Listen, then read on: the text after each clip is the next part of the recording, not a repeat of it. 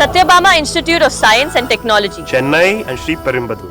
திருட்டுகளையும் காத்திருப்பையும் தவிர்க்க உங்கள் sim card மற்றும் கைரேகை மூலம் இயங்கும் சைலண்ட் ஆத்தென்டிகேஷன் என்ற புதிய பாதுகாப்பான முறையை RBI அமல்படுத்தியுள்ளது.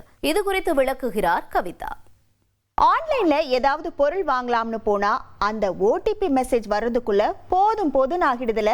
சில நேரத்துல டவர் இருக்காது, சில நேரத்துல அந்த 6 டிஜிட் நம்பரை டைப் பண்றதுக்குள்ள டைம் அவுட் ஆகிடும். ஆனா இதையெல்லாம் விட பெரிய தலைவலி என்னன்னா இந்த ஓடிபியை வச்சு நடக்கிற திருட்டு தான்.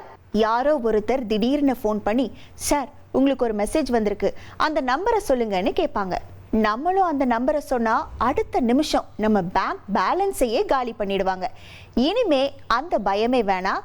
ஏன்னா ரிசர்வ் பேங்க் ஆஃப் இந்தியா கொண்டு வந்திருக்கிற புதிய விதிமுறையான சைலண்ட் ஆத்தென்டிகேஷன் டிஜிட்டல் பரிவர்த்தனை உலகில் ஒரு மிகப்பெரிய மைல்கல். இது ஏப்ரல் மாசத்துல இருந்து நடைமுறைக்கு வந்திருக்கு. நாம இதுவரை பழகி போன ஓடிபி முறையை விட பல மடங்கு பாதுகாப்பானது. அது என்ன சைலண்ட் ஆத்தென்டிகேஷன் அப்படின்னு தானே கேட்குறீங்க? சிம்பிளா சொல்லணும்னா கண்ணுக்கு தெரியாத பாதுகாப்பு. நாம இனிமே மேனுவலா அந்த 6 டிஜிட் நம்பரை டைப் பண்ண வேண்டிய அவசியமே இருக்காது. இது எப்படி வேலை செய்யுதுன்னா, நீங்க ஒரு ஆப் இல்லைனா வெப்சைட்ல லாகின் பண்ணும்போது உங்களோட மொபைல் நெட்வொர்க் சிம் கார்டு இருக்குல்ல, அதாவது ஜியோ ஏர்டெல் மூலமாகவே உங்களுடைய ஐடென்டிட்டியை பேக்ரவுண்ட்ல சிஸ்டம் செக் பண்ணிக்கும். அடுத்து பார்த்தீங்கன்னா ஓடிபி கிடையாது.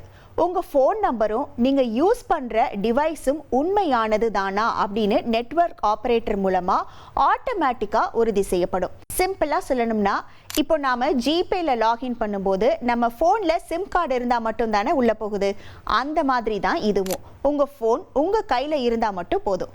எப்படின்னா, நீங்கள் ஒரு கடைக்கு போகிறீங்க, நீங்கள் யாருன்னு அந்த கடைக்காரருக்கு ஏற்கனவே தெரியும். நீங்கள் போனதும் வாங்கன்னு சொல்லி பொருளை கொடுத்துட்டு பணத்தை எடுத்துக்கிற மாதிரி தான். இங்கே உங்கள் சிம் கார்டு தான் உங்கள் அடையாளம். நீங்கள் ஃபோனில் பே கொடுத்ததும் அந்த ஆப் நேராக உங்கள் சிம் கார்டு வழியாக நெட்வொர்க் டவர் கிட்ட போய், இவர் நம்ம ஆளு தான், காசை எடுத்துக்கோ அப்படின்னு ரகசியமாக சொல்லிடும்.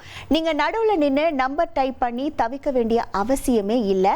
இனிமே வெறும் ஒரு பாஸ்வேர்டு இல்லைன்னா ஒரு ஓடிபி மட்டும் வச்சு காசு அனுப்ப முடியாது. குறைஞ்சது 2 விஷயம் வேணும். என்னன்னா, உங்களுக்கு தெரிஞ்ச ஒன்று, அதாவது உங்களோட சீக்ரெட் பின் நம்பர். அடுத்து உங்ககிட்ட இருக்கிற ஒன்று, உங்களோட மொபைல் ஃபோன் அல்லது சிம் கார்டு. அடுத்து நீங்களாகவே இருக்கிற ஒன்று, உங்களோட முகம், அதாவது ஃபேஸ் ஐடி, அப்படி இல்லைன்னா கைரேகை ஃபிங்கர் பிரிண்ட். இதனால தான் இப்போ நிறைய பேங்க்ல உங்க முகத்தையே ஸ்கேன் பண்ற ஃபேஸ் ஆத்தென்டிகேஷன் வசதி வந்திருக்கு. இது மட்டும் இல்லாமல் நீங்கள் எங்கிருந்து பணம் அனுப்புறீங்க, எப்படி ஆப் யூஸ் பண்ணுறீங்க அப்படிங்கிறத பிஹேவியரல் டேட்டா எல்லாத்தையும் வச்சு பேங்க் உங்களை உஷாராக கவனிச்சுக்கும். வங்கிகளில் இது அமலுக்கு வர தொடங்கிருச்சு. இப்போ உங்கள் பேங்க் ஆப் இல்லைனா ஜிபேல ஏதாவது மாற்றம் தெரியுதா? அதாவது ஓடிபி வராமலேயே பேமெண்ட் ஆகிற மாதிரி ஏதாவது கவனிச்சிருக்கீங்களா? நீங்கள் புதிய ஃபோன் வாங்கி யூபிஐ செயலிகள், அதாவது ஜிபே, ஃபோன்பே, பேடிஎம் ஆப்களை இன்ஸ்டால் பண்ணும்போது எஸ்எம்எஸ் சென்டிங் அப்படின்னு வந்து தானாகவே உங்கள் சிம் கார்டை சரிபார்க்கும், அதாவது சிம் பைண்டிங். இது சைலண்ட் ஆத்தென்டிகேஷனோட முதல் படி. உங்கள் சிம் கார்டு அந்த ஃபோனில் இல்லைன்னா நீங்கள் ஓடிபி போட்டாலும் ஆப் வேலை செய்யாது. இனிமே ஓடிபி வரலையேன்னு ஃபோனை தட்ட வேண்டிய அவசியமும் இருக்காது.